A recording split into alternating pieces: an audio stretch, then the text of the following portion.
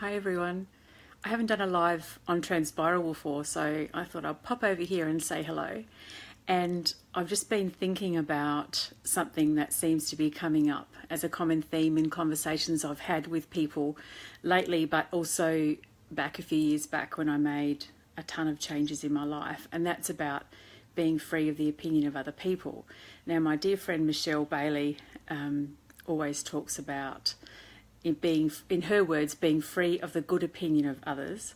And it's actually a really nice state to be in, but it's something that a lot of us struggle with. And I just want to share a few examples that I had, and then some examples that people have asked me lately. So when I first met my husband, Shanton, we met, and 17 days later, I got a job opportunity up in Darwin in the Northern Territory, and we live in South Australia.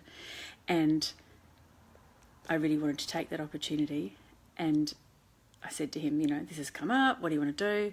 And he said, I'll just leave my job and we'll go. And so we happily, in our newly loved out bliss, packed up our belongings and went to Darwin.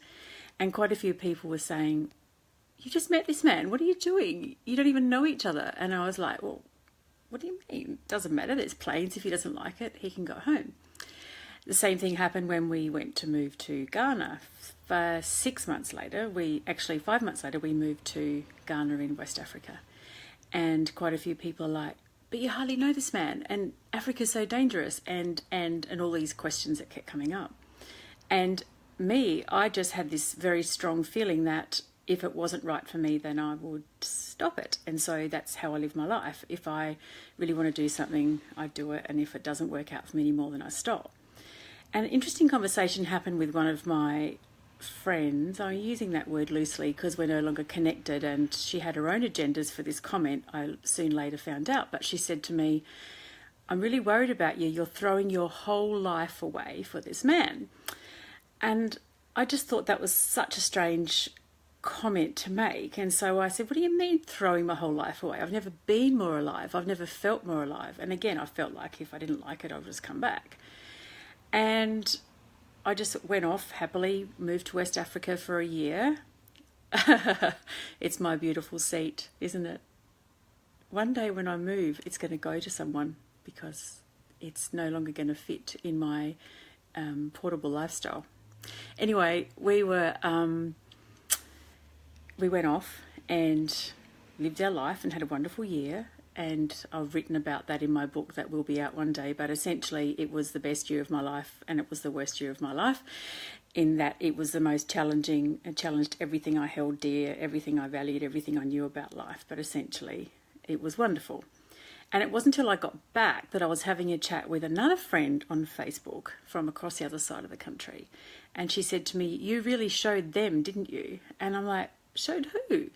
And she said, all the people that were saying all these things about you. She said, I won't kind of give them the satisfaction of saying what it was, but essentially what I'm thinking is people were saying that, it won't work out or for whatever reason. Well, 8.5 years later, we're still together, which is awesome. But equally, what I wanted to say to everyone at that time was, there's never any guarantees. So, for example, another friend of mine recently asked me at a function we were at, how did you cope with people questioning your relationship and people that were negative or concerned that it wouldn't work out? And my response to that is, with anything, there are never any guarantees. Nothing's guaranteed. I mean, I was with my first husband for 28 years. There is no guarantee. A relationship could last 6 months and be amazing. It could last 30 years and be awful. There are never guarantees in life. But what you have to do is embrace it. And you have to do what makes you happy. And my philosophy on life is, do what makes you happy as long as no one gets hurt and it's not illegal. And if I don't like it anymore, then I'll stop. Now, that's kind of how I live my life now. And you've got to try new things. You've got to take a risk, take that leap of faith. When I left my job, my secure job, to start my own business, people thought I was mad. Actually, no, they didn't. They used the word brave.